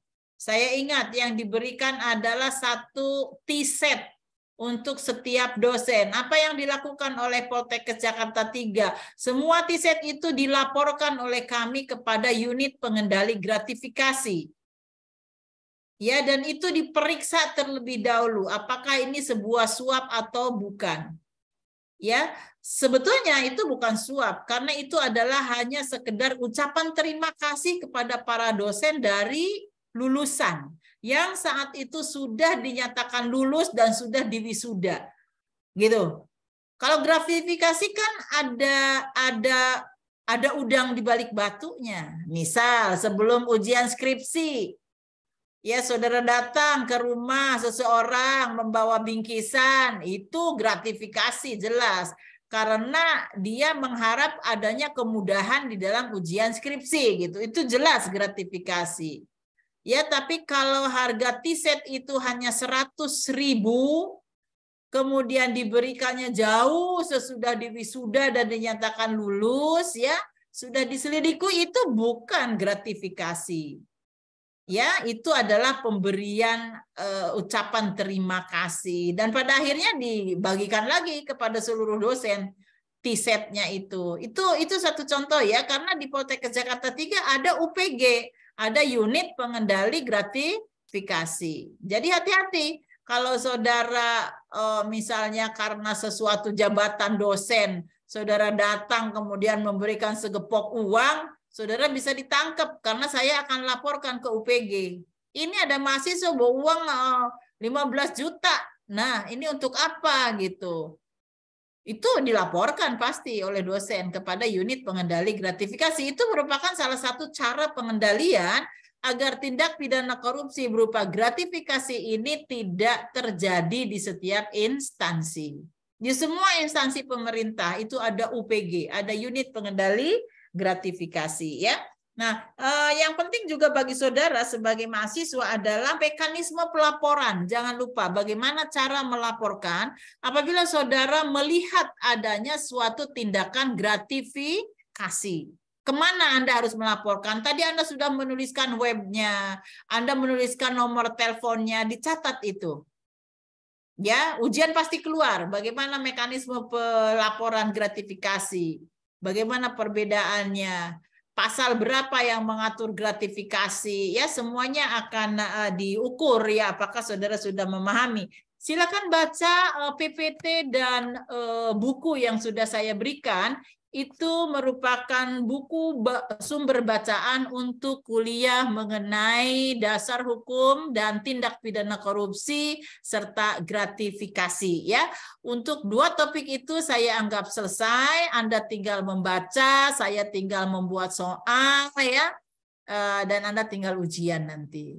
Ya. Nah, untuk satu hal yang lain tentang penyuluhan anti korupsi ya, kalau nggak salah penyuluhan tentang anti korupsi ya. Oke, nanti saya berikan materinya, Anda baca dan Anda tentu saja harus nanti belajar bagaimana melakukan penyuluhan anti korupsi itu ya. Karena penyuluhan anti korupsi itu pada dasarnya sama saja, ilmunya adalah ilmu edukasi, ilmu pendidikan kesehatan. Hanya kontennya, medianya itu harus disesuaikan dengan sasaran. Penyuluhan anti korupsi bukan hanya diberikan kepada orang dewasa, apalagi hanya PNS ya, dari sejak balita dia harus sudah belajar ya bagaimana memupuk nilai-nilai budaya anti korupsi ya. Sehingga besok mudah-mudahan ya di atas jam 13 coba saya akan arrange dulu waktunya, nanti saya berikan waktu kepada Sipen jam berapa saya bisa bicara tentang penyuluhan anti korupsi sehubungan dengan adanya rapat yang harus saya ikuti dari jam 10 sampai dengan jam 13 ya. Di atas jam 13 saya bisa baru ketemu saudara untuk bicara mengenai penyuluhan anti korupsi. Baik, ada gambaran mengenai gratifikasi ya. Jadi sekali lagi gratifikasi itu sama-sama dia adalah tindak pidana korupsi ya, tetapi beda dengan yang kemarin dibicarakan ya. Ini lebih kepada suap. Jadi dia ada udang di balik batu. Ada suap yang memang punya tujuan kepada seseorang yang punya jabatan dan mampu mengambil keputusan. Contoh penerimaan mahasiswa baru. Itu banyak sekali ya, orang yang datang membawa segepok uang, mahasiswa anaknya minta diterima di Poltekkes Kemenkes Jakarta 3 di jurusan keperawatan. prodi profesi nurse gitu ya. Waduh, kalau itu sampai terjadi ya, korupsi, bisa dikatakan korupsi nanti di Poltekkes Jakarta itu sangat dijaga. Ya, oke. Makanya Poltekkes Jakarta itu sekarang sudah WBK, wilayah bebas dari korupsi. Kata dari itu menjadi sangat penting. Kalau nggak ada darinya, wilayah bebas korupsi, sebebas-bebasnya dong berkorupsi di situ. Tapi kalau wilayah bebas dari korupsi, artinya tidak boleh ada korupsi di Poltekkes Kemenkes Jakarta 3. Itu arti dari WBK dan WBBM. Ya, jadi Anda berada di institusi yang bebas ya dari korupsi. Oke, baik. Mudah-mudahan ada manfaatnya. Kita bicara gratifikasi, mudah-mudahan itu tidak pernah terjadi dengan saudara, dengan saya, dan dengan siapapun, karena itu adalah sebuah bentuk tindak pidana dan bisa dipidana sama dengan yang lainnya sesuai dengan undang-undang yang berlaku, dengan kode etik yang berlaku, dengan peraturan yang berlaku, itu dilarang. Ya, dan harus Anda ketahui juga ya, jangan lupa siapa sih yang disebut dengan PNS atau pejabat yang disorot sekali oleh KPK dalam kaitannya dengan korupsi dan gratifikasi. Itu ada pada Undang-Undang ya nomor 5 2014, silakan Anda baca. Di halaman 3 dan halaman 4 di dalam buku ini jelas siapa orang-orang yang rentan untuk digratifikasi. Tolong baca buku ini dengan baik.